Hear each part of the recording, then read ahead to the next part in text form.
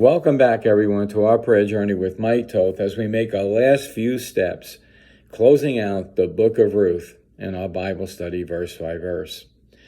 Well, we left off last where Boaz had made the deal to purchase back the property and, more importantly, Ruth. And that's where we're going to pick up this particular story today in chapter 4, verse 10, as we close out.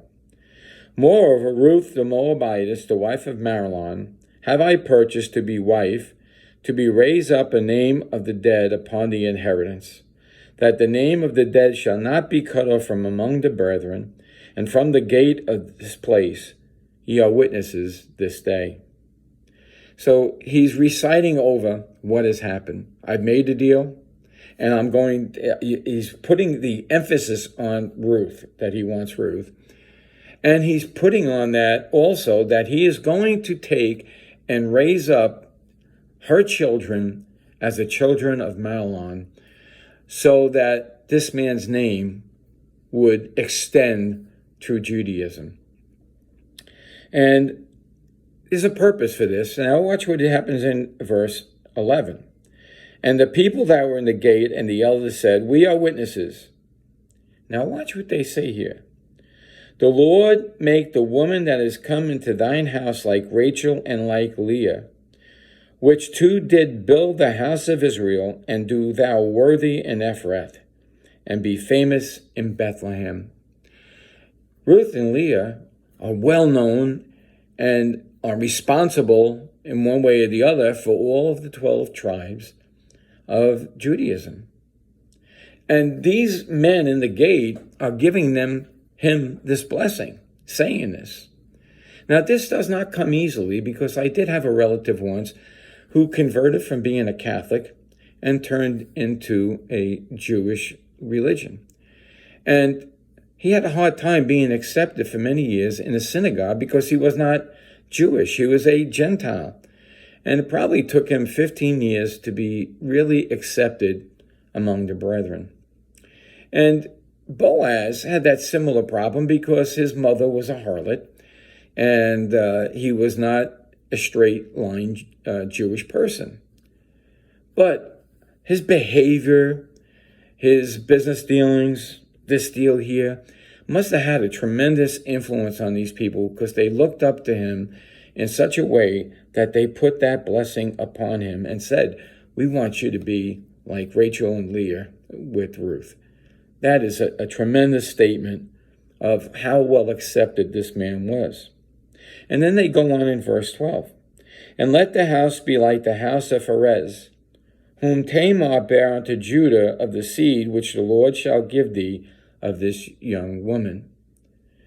Now, Tamar is also in his line, and she is another Gentile woman. And she was a woman who used the illusion of harlotry, or being a harlot, to get what was rightfully her from Judah. She was involved in something that was not righteous, but Judah, when confronted, was said, well, she's more righteous than me. And she had a child, Perez.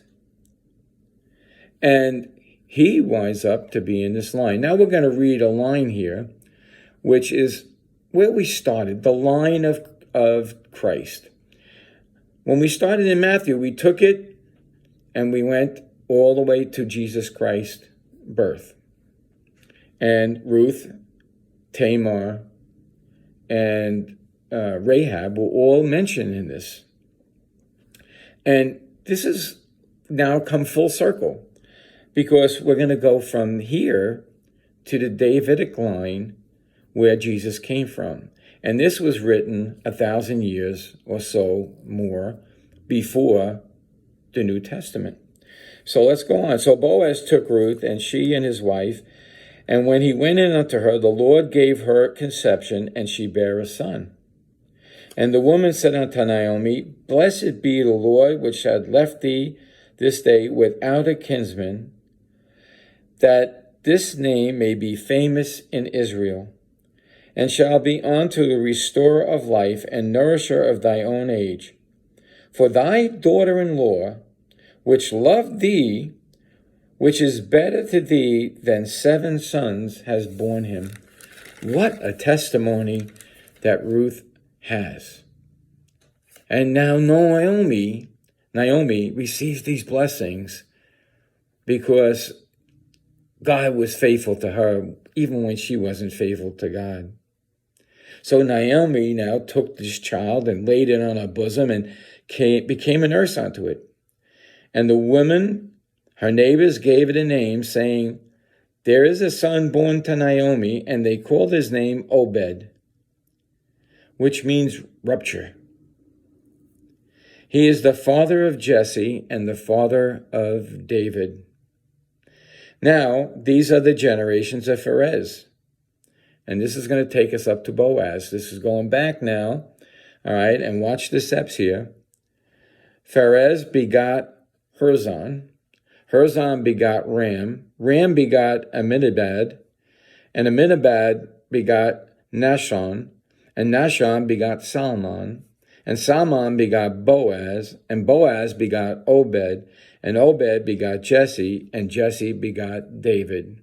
And that is picked up by Matthew and takes us all the way down to Jesus' birth on earth. Of course, we know from Jesus that in the beginning was the Word, and the Word was with God, and the Word was God. Jesus is everlasting. That's his line. He has 2 lines, one physical and one spiritual, because he is God in the flesh. So we see how we come around, and the Bible fits together. My granddaughter said to me when she went through 3 or 4 of my videos while I was getting ready to do a video, and she came over to me, asked me a few questions on what words meant. 11 years old, and she said to me, the Bible fits together so perfectly. And that is the answer. It does. So until next time, may Jesus increase as we decrease.